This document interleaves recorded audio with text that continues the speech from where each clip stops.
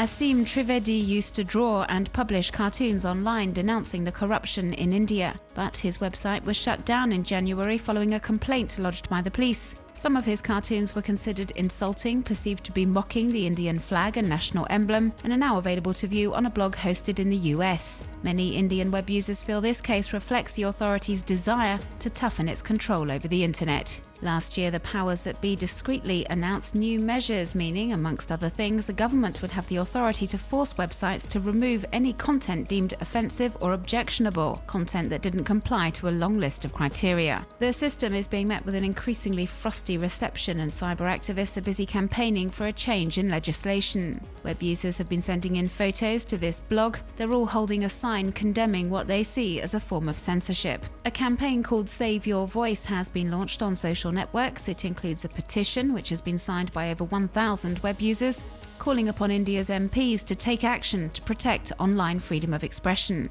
And the campaigning is not just taking place in cyberspace. A rally was organised in New Delhi last week, with demonstrators symbolically locked in cages to help raise awareness about the problem of web censorship in India.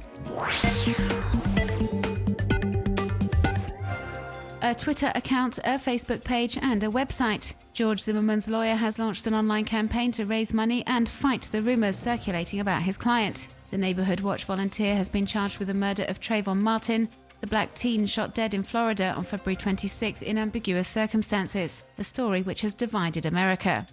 The lawyer, Mr. Mark O'Mara, has posted a statement on the website recognising that it is unusual for a lawyer to defend a client via social media platforms, but adds the case, which has been highly publicised, is also very unusual. O'Mara hopes the online initiative will improve Zimmerman's image.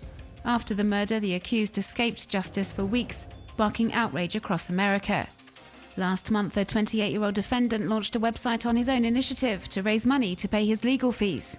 The site was closed down last week, but did bring in over $200,000 for Zimmerman. On Facebook, there's been a mixed reaction to this latest online campaign. Some say they're shocked by this PR campaign for a suspected murderer, whilst others continue to voice their support for Zimmerman. Currently out on bail, he claims he was acting in self-defense and is due to appear in court on May the 8th, when he will be formally charged. He risks life in prison if found guilty.